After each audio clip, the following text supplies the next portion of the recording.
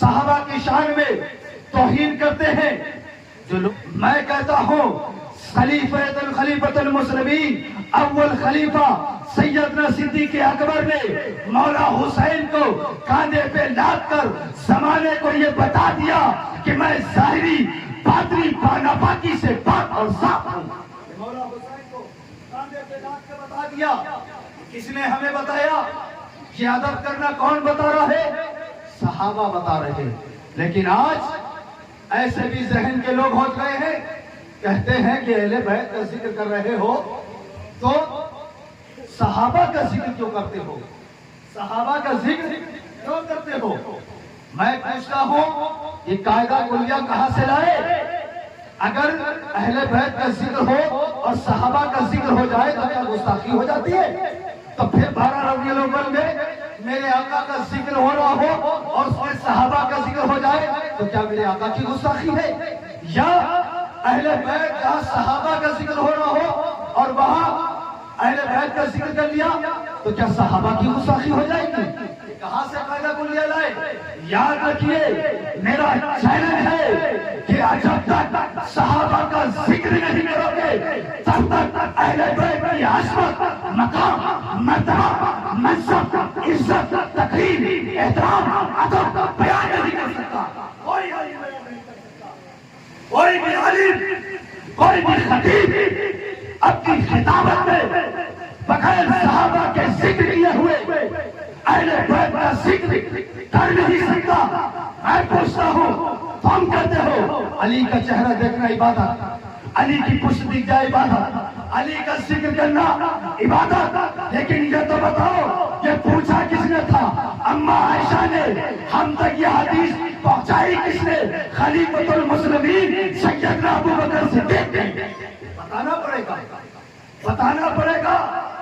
خیانت نہیں ہوگی. اگر الحسن والحسین سیدہ شباب اہل الجنہ یہ حدیث بیان کرو گے تو راوی کا بیان کرنا پڑے گا. کس نے یہ روایت کی ہے بیان کرنا پڑے گا. بغیر راوی کے، بغیر صحابہ کے اہل بیت کی ذکر ہو جائے ہرگز نہیں ہو سکتا. جب تک صحابہ کا ذکر نہیں کرو گے تو اہل بیت کا ذکر آئے گا نہیں. لیکن عزیزان ملت اسلامیہ آج تو یہ عالم ہے کہ لوگ اپنی زبان کو تالو سے لگاتے ہیں اور من جملہ لعنت کرنے لگتے ہیں. اور یہ کون صحابہ کو گالی دیتے ہیں؟ یہ وہ حضرات ہیں جن سے پوچھا جائے کیا غسل میں کتنے فرض ہیں؟ جواب آئے گا نہیں معلوم. وضو میں کتنے فرائض ہیں؟ جواب آئے گا نہیں معلوم. نماز سے باہر کتنی نماز کی شرطیں ہیں؟ جواب آئے گا نہیں معلوم. نماز کے اندر کتنے فرائض ہیں؟ جواب آئے گا نہیں معلوم. نماز کے اندر کتنے واجبات ہیں؟ جواب آئے گا نہیں معلوم. نماز کے اندر کتنی سنتیں ہیں؟ جواب آئے گا نہیں معلوم. نماز کے اندر تشہد پڑھا جاتا ہے، تشہد یاد ہے؟ جواب آئے گا نہیں معلوم. عشاء کی نماز میں دعائے قنوت یاد ہے؟ جواب آئے گا نہیں معلوم. والدین کے حقوق کیا ہے؟ جواب آئے گا نہیں معلوم. پڑوسی کے حقوق کیا ہے؟ جواب آئے گا نہیں معلوم.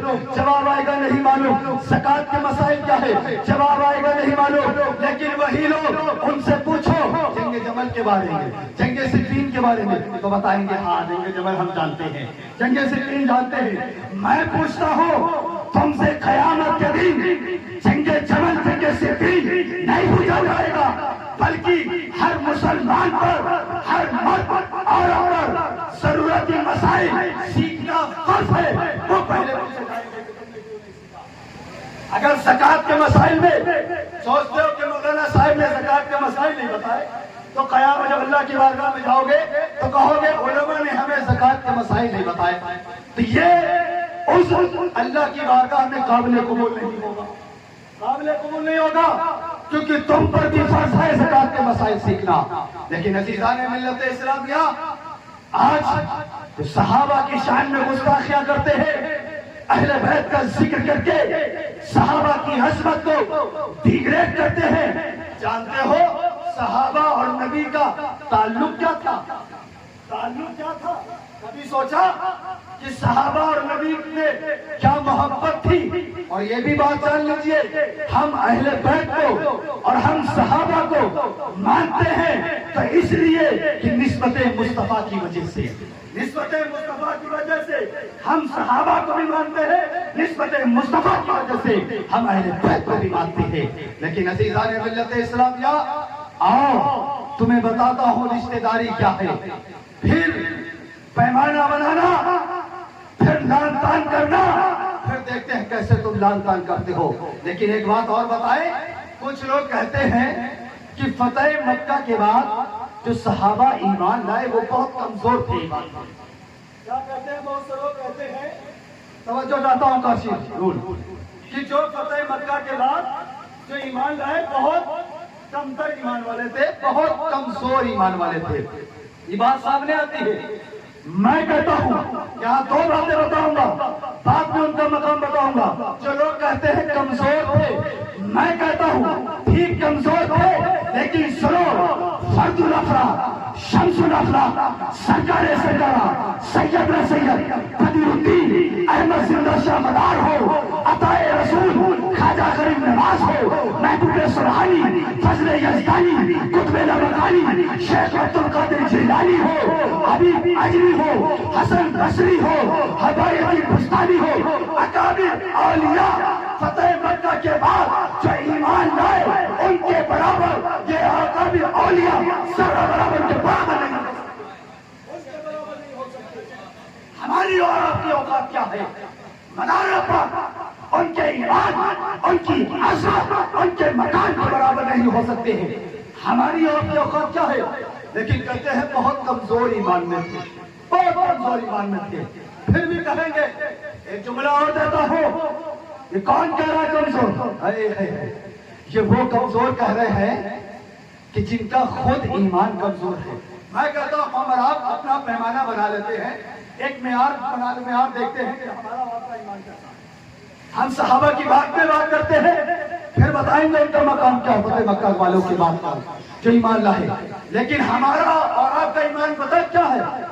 آج محرم الحرام گزر چکا ہے، 7 تاریخ امام قاسم کے تخت میں ہم 4 بجے سے ہم سب اور صبح کے 3 بجے تک شامل رہے تعزیے میں شب عاشور۔ حضرات جو کمزور بتا رہے ہیں، میں کہتا ہوں، میں نے یہ بات بتا دی، سیدنا قطب المدار، مدار پاک، حبیب اجمی، تمام اکابر اولیاء ان کے ایمان، ان کی عظمت کے برابر نہیں پہنچ سکتے۔ ہماری اور کی اوقات نہیں۔ یاد رکھیے ہمارا ایمان کا معیار کیا ہے؟ سنو، ہم امام قاسم علیہ السلام کے تخت میں پوری رات رہے، ہم 10 تاریخ سے صبح سے لے کر شام تک تعزیے میں شامل رہے۔ یاد رکھیے کسی سے پوچھا عالم سے یہ تعزیے میں جانا کیا ہے، امام قاسم کے تخت میں شامل ہونا کیسا ہے؟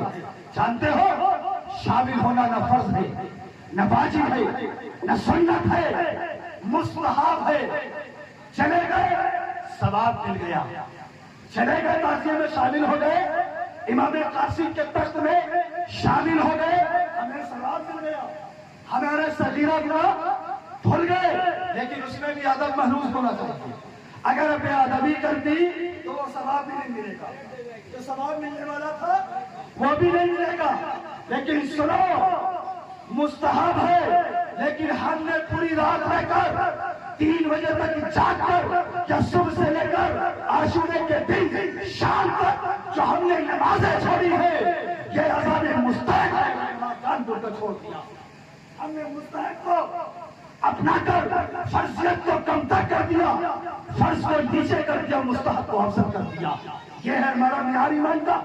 فتح مکہ کے بعد ایمان میں تو کمزور تھے، ارے ہمارا ایمان کمزور، ہم سود بھی آج کھائے تو ہمارا ایمان کمزور، ہم غیبت کرے ہمارا ایمان کمزور۔ ابھی یہاں تقریر ہوگی، خطاب ہوگا، کچھ لوگ چیمیا گول کرنے لگیں گے، میں ان سے پہلے کر دیتا ہوں، جتنی بات کر رہا ہوں، جتنے الفاظ بول رہا ہوں، جو بات کر رہا ہوں، اس کا میں شامل ہوں، میں تمہیں دلیل دوں گا۔ لیکن کسی سے چیمیا گوئی غیبت کرنے کی ضرورت نہیں ہے۔ آپ لوگوں سے کوئی بات کرے، میرے خطاب کے تعلق سے کہہ دینا مولانا شہباز اختر الیاس پوری کو، کیونکہ میرا گاؤں ہونا، میری پنچایت ہونا، میرا پردھان ہے، میں الگ گاؤں کا رہنے والا ہوں، الیاس پوری کا ہوں۔ کوئی ٹینشن کی بات نہیں، آپ کہہ دینا، میں بلاتا ہوں، بات کر لوں گا۔ عزیزان ملت اسلامیہ، ہم جوا کھیلے ہمارا کمزور ایمان، ہم شراب پیے ہمارا کمزور ایمان، ہم پیٹ پیچھے برائیاں کرے ہمارا کمزور ایمان، ہم ماں باپ کی نافرمانی کرے ہمارا کمزور ایمان، ہم بات کرتے ہیں صحابہ کی جو فتح مکہ کے بعد ایمان لے ان کے ایمان کی۔ اچھا ایک لفظ یہ کہتے ہیں کیوں کمزور ہے؟ اس لیے کہ اللہ اور اس کے رسول کو تکلیف پہنچائی، رسول کو تکلیف پہنچائی، بعد میں ایمان لائے ڈر سے خوف سے یا کسی سے، تو اس لیے تکلیف پہنچائی، اس لیے ایمان کمزور ہے۔ میں کہتا ہوں ہم امام قاسم کے تخت میں رہے، ہم تعزیے میں شامل رہے، لیکن ہم نے نمازوں کو جان بوجھ کے ترک کیا۔ کیا حسین کو تکلیف نہیں ہوگی؟ حسین کو ہی ہوگی تو میرے آقا کو بھی تکلیف ہوگی، میرے رب کو رسول کو تکلیف ہوگی تو اللہ کو بھی تکلیف ہوئی ہوگی۔ ہم جھوٹ بولیں گے تو حسین کو تکلیف ہوگی، ہم حرام کھائیں گے حسین کو تکلیف ہوگی، ہم غیبت کریں گے حسین کو تکلیف ہوگی۔ کیا حسین کو تکلیف ہوگی تو رسول اللہ کو تکلیف ہوگی، رسول اللہ کو تکلیف ہوگی تو اللہ رب العزت کو تکلیف ہوگی۔ ہمارا ایمان بہت کمزور ہے، ہمارا ایمان کا معیار رکھو، ہم آپ کا یہ ایمان کا معیار ہے۔ اور ہم کس کی بات کریں فتح مکہ کے بعد؟ ایمان جو لے، اگر قرآن میں بتا رہا ہوں، قرآن میں رب کہتا ہے کل وعد اللہ الحسنی، رب نے قرآن مقدس میں اللہ رب العزت نے، رحمان الرحیم نے، مالک نے، قدوس نے، سلام نے، جبار نے، سمیع نے، بصیر نے، حنان نے، منان نے، رب ذوالجلال جنہیں ایمان والا بتا رہا ہے اور جنتی بتا رہا ہے، ہم آپ کی اوقات کیا ہے؟ ایمان والے ہیں اس سب کے سب جنتی ہیں، اور ہم بات کرتے ہیں لادان کی، ہم کرتے ہیں، ہم دیتے ہیں گالیاں۔ ارے حضرات جب زبان تانوں سے لگا کر من جملہ لعنت کرتے ہیں، یاد رکھیے اسلام میں، تاریخ اسلام میں ایسے بھی لوگ گزرے جن کے دادا کافر پوتے ایمان والے، جن کے باپ کافر بیٹے ایمان والے، بیٹے کافر تو باپ ایمان والے، پوتے کافر تو دادا ایمان والے، ایسے گزرے ہیں۔ لیکن ہم جیسے مان لیجیے نوح علیہ السلام کا بیٹا انبیاء میں کافر، میرے آقا صلی اللہ علیہ وسلم کے تقریباً 11 یا 10 یا 9 چچا، ان چچاؤں میں حضرت حمزہ، حضرت عباس ایمان والے، اور حضرت ابو طالب جنہیں ہم ایمان والا مانتے ہیں لیکن ان کے ایمان میں بھی اختلاف، لیکن اور چچا ایمان والے نہیں، تو کیا کہو گے؟ سب پر لعنت کرو گے؟ میرے آقا کے چچا ہیں حضرت عباس، حمزہ یہ ایمان لائے، ابو طالب ایمان لائے، ہم مانتے ہیں، لیکن اور چچا جو کافر ہوئے اب نام لے کر ان کا لعنت کرو گے یا سب سے کہو گے؟ حضرات اپنی زبان کو سنبھالو۔